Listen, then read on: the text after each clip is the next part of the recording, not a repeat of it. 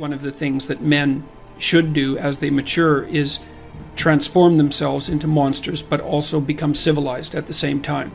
And that's exactly what you see in stories like Beauty and the Beast, where the ideal man starts out as a beast and ends up civilized. He doesn't start out as a milksop, wimp sort of character who poses no threat to anyone and then becomes the hero. That isn't how it works, although there are stories of that kind of development. The reason that Harry Potter can withstand Voldemort is because he's got a piece of him, right? He's been touched by it, and the way that you keep the psychopaths at bay is to develop the inner psychopath so that you know one when you see one, right? And then, but that's a voluntary thing. It's like a set of tools that you have at your disposal, which is full knowledge of evil. The question is, well, should you turn into a monster? And the answer to that is yes, you should. But you should do it voluntarily and not accidentally, and you should do it with the good in mind rather than falling prey to it by possession, essentially, because that's the alternative. Now, how does it possess you? That's easy. Your suffering makes you bitter. Your bitterness makes you resentful. Your resentment makes you vengeful. And once you're on that road, you go down that a little bit farther, man. You watch all those rom-coms where there's always kind of a beta male guy who's being real friendly and always failing miserably with the women because basically he's lying to himself and to them. He's a persona, and a persona is the face that you show to the world when you're trying to pretend and to convince yourself and others that you're, I would say, harmless, but we could say a good person. But a good person isn't harmless. A good person is capable of, well, maybe a good person is capable of anything, but is willing to hold that in abeyance. Well, if you're harmless, you're not virtuous. You're just harmless. You're like a rabbit. A rabbit isn't virtuous. It just can't do anything except get eaten. It's not virtuous. If you're a monster and you don't act monstrously, then you're virtuous. The hero has to be a monster, but a controlled monster. Batman is like that, you know. I mean, it's everywhere. It's the story you always hear. For example, lots of my clients, my clinical clients, are too agreeable, and they're generally women because women are more agreeable than men, but not always, because I've had agreeable men as clients as well. And what happens is they're resentful and they don't know how to stand up for themselves, and it's because they're very compassionate by nature. And so if you're entering into a negotiation with them, they'll let you win. Well, that's not so good, because you need to win too, especially if you're in an organization of adults where there's a struggle, right? When you have kids, you can let them win, especially infants. You have to let them win, and that's partly why compassion is so necessary. But as a basis for negotiation between adults, it's like, sorry, it's insufficient. You have to be a bit of a monster so that you can say no. And so a lot of what you do in psychotherapy is treat people's anxiety and depression. That's a huge chunk of it. Help them straighten out the way they think. That's a huge chunk of it. But another chunk of it is, well, let's toughen you up. Let's put you in a position where you can bargain. Let's teach you how to assert yourself and stand up for yourself, and that's assertiveness training, and it's a huge chunk of psychotherapy. And you need to learn it. It's like, because part of how you regulate your interactions with other people is to negotiate. And you cannot negotiate unless you can say no. You can't do it.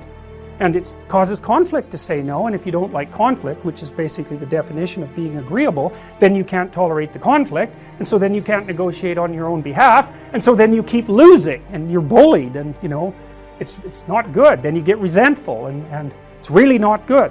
So you have to develop your inner monster a little bit, and then that makes you a better person, not a worse person.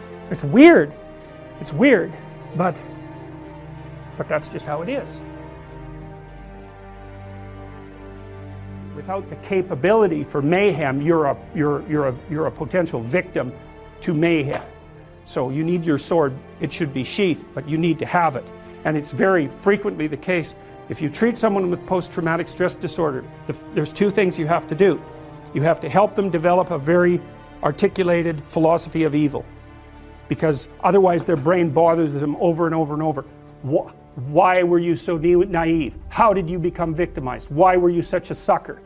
These are good questions. You don't want to have that happen to you again. You don't want to be exploited twice. Okay, so your eyes have to open up. We know the price of that from the Egyptian myth, right? You come into contact with Seth. What happens? Even if you're a god, you lose an eye. It's no joke, man. It's no joke. And then the cure for that is the movement down into the underworld and the revitalization of the Father. That's the identification with the force that created culture, right? And that then there's you and that together. Then you can withstand malevolence. Maybe you can withstand tragedy and malevolence. And second, they have to learn to become dangerous, because that's the only way out. What's the alternative?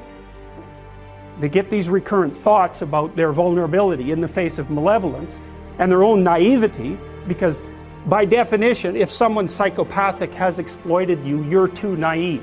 It's a definitional issue. You can say, well, that's no fault of mine. How the hell could I be prepared? Fair enough, man. A perfectly reasonable objection.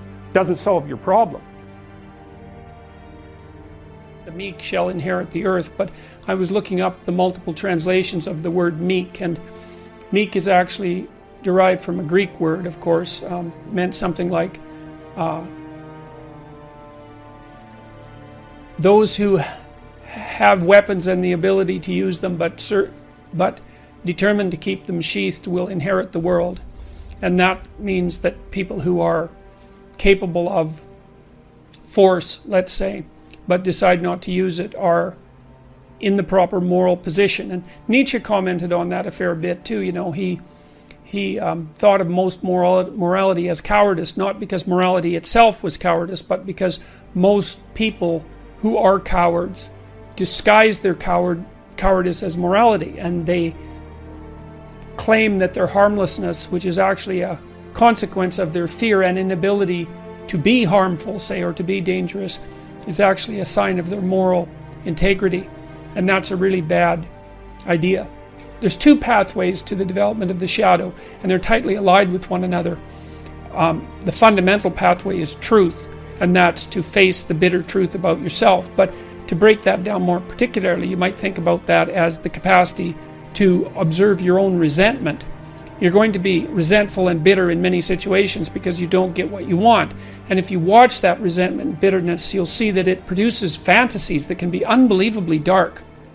And that can be very frightening, and you might not want to admit to yourself that you're actually capable of having fantasies like that, or impulses like that, or aggressive feelings like that.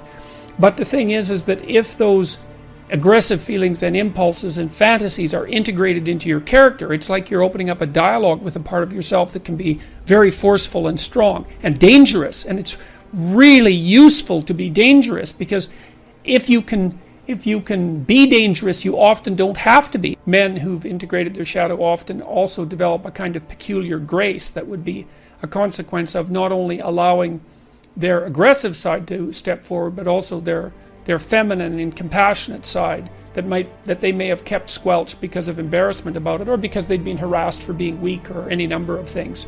But the practical approach for developing your shadow, I would say, is to contemplate and consider your resentment and notice what it says, and because your resentment will also tell you what you have to say.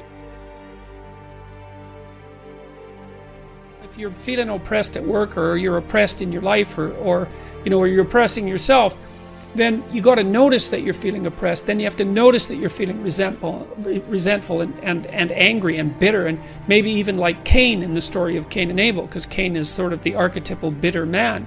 And then you have to decide what it is that you need to do in order to remove from yourself that bitterness, and that usually means that there's something that you have to say.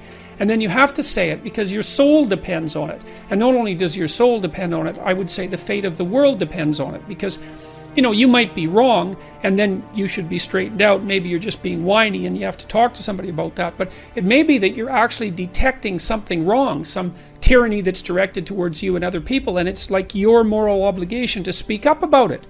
And so many workplaces become toxic, to use a terrible cliche, because the people in them won't speak up for what they actually want, or they speak up too late, and then they're all twisted up about it, and they're torturing other people because they're so unhappy, and so forth and so on.